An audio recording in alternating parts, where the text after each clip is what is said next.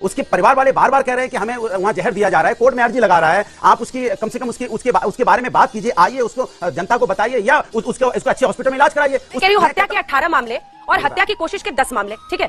अब सवाल यह है कि आप उसकी बात पर क्यों यकीन कर रहे हैं? क्या पोस्टमार्टम रिपोर्ट का इंतजार नहीं होना चाहिए? अगर वो झूठ बोल रहा है तब तो आपने पूरी व्यवस्था को सवालों के घेरे में खड़ा कर दिया। अच्छा एक चीज बताइए, पूरा का पूरा परिवार झूठ बोल रहा है?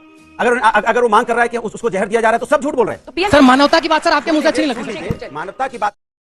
समाजवादी पार्टी अतीक अहमद मुख्तार अंसारी के साथ जानबूझकर दिखाई दे रही है चुनावी फायदे के लिए। सर समाजवादी पार्टी से सवाल है, पोस्टमार्टम की रिपोर्ट आनी अभी बाकी है और समाजवादी पार्टी के हैंडल से लिखा जाता है कि विनम्र श्रद्धांजलि, भगवान उनकी आत्मा को शांति दे। तो क्या आपने उनके परिवारों से जाके पूछा जिनको उन्होंने तबाह किया, इतने मर्डर किए, अटेम्प्ट टू मर्डर किए, इतने चार्जेस करे, और एक आप गुंडे माफिया को भावपूर्ण श्रद्धांजलि देने की कोशिश करते हैं? देखिए हम लोग हिंदुस्तानी हैं, अच्छी नहीं लगती सर। मानवता की बात सर आपके मुंह से अच्छी नहीं लगती। मानवता की बात इसलिए हो रही है क्योंकि हम लोग संविधान और न्यायपालिका पे विश्वास करने वाले लोग हैं। हमारा सवाल ये है कस्टोडियल डेथ जो होगी उस पे हम सवाल उठाएंगे। जिन्होंने न्यायपालिका को अगर इससे पलट के पूछ देंगे घुटने पर टिकवा दिया, जिन लोगों ने घुटने पे मुलायम सिंह ने क्या बात कर रहे हो?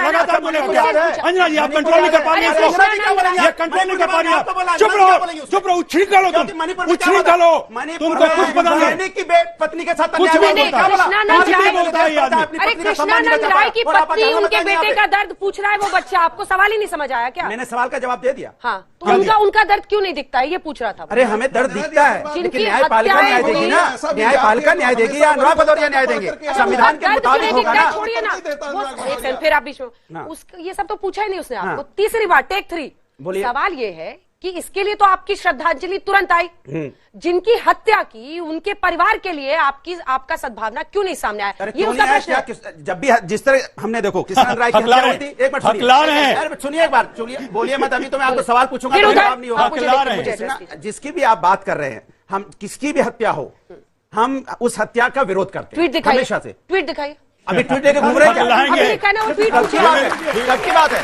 कब की बात है? जिस हत्या की बात कर रहे हैं कब की बात है? अच्छा ठीक है, आप लोगों ने क्या किया? क्या अंजना जी आप भी ऐसी बात कर देते? ट्वीट दिखाइए, कब की ट्वीट दिखा दे आपको? कब की बात है? अच्छा बताइए हत्या कब हुई थी जरा बताइए। चलिए जब भी हुई थी आप लोग भी कमाल से ट्वीट दिखाइए। बाइट निकालिए, सिन्हा जैसी बातें करने लग गए। नेताओं की बाइट तो दिखाइए। मैं तो बोल रहा हूँ ना कि हत्या के हम विरोध में रहते हैं हमेशा से, पहले भी अब भी, और हम न्यायपालिका पे क्या करवा के फिर विरोध करते हैं। अगला सवाल, मेरा सवाल सपा प्रवक्ता से है। सबको सपा से ही पूछना है क्या? आप पसंद आ रहे हैं सबको? आप हत्या के विरोध की बात कर रहे हैं, जिस मुख्तार अंसारी की आप यहाँ पे पैरवी कर रहे हैं, आपकी पार्टी पैरवी कर रही है, उस पर 62 से अधिक मुकदमे दर्ज थे, उसके परिवार पर 101 से अधिक मुकदमे दर्ज हैं, और आप उस पर जब उसकी मौत होती है तो उस पर ट्वीट करते हैं, अपनी पीड़ा जताते हैं। क्या आपको ये डर है कि चुनाव में आपका एक वोट दिलाने वाला जो व्यक्ति था वो कम हो गया? ये शायद आपको ऐसा लगता है। हम इंसानियत की बात करते हैं, हम मानवता की बात करते हैं, मानव धर्म का सम्मान करते हैं। मेरा क्वेश्चन सपा से है।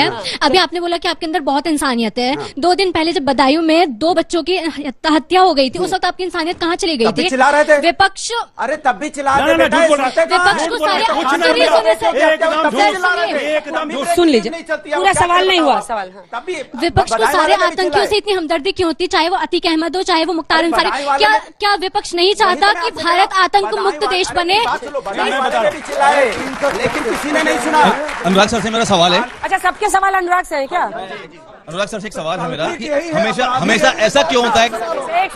प्लीज सर अनुराग सर से मेरा सवाल है, हमेशा ऐसा क्यों होता है कि समाजवादी पार्टी ही कटघरे में आती है? सारे जितने भी क्रिमिनल्स होते हैं कि पोस्टित के नाम पे कि हाँ मुख्तार अंसारी है, इसलिए आती है हम विपक्ष में, और मेरे साथ ना मीडिया होती है ना मेरे साथ और लोग। 1 घंटा टाइम आपको दिया अकेले बोलने के लिए, और अभी भी विक्टिम कार्ड 1 घंटे से आप ही अल्टीमेटली कुछ भी हो जाए, हमारे देश में जो सिस्टम है उसमें सजा सिर्फ और सिर्फ न्यायिक प्रक्रिया से दी जा सकती है, न्यायालय दे सकता है। बिल्कुल ऐसे में अगर कहीं और से कुछ भी कोई करता है, चूक होती है, देखिए बिल्कुल तो गलत है, बिल्कुल गलत, खराब प्रेसिडेंस है, बिल्कुल गलत है। कल को किसी के साथ हो सकता है। देखिए अंजना जी, आपकी बात से मैं बिल्कुल सहमत हूं, लेकिन इस प्रेमाइस पर ये आप मान करके क्या चल रहे हैं कि जो मुख्तार अंसारी की मृत्यु हुई है वो मृत्यु हुई नहीं है, उसकी हत्या की गई है, ये हम प्रेमाइस मान ले रहे हैं।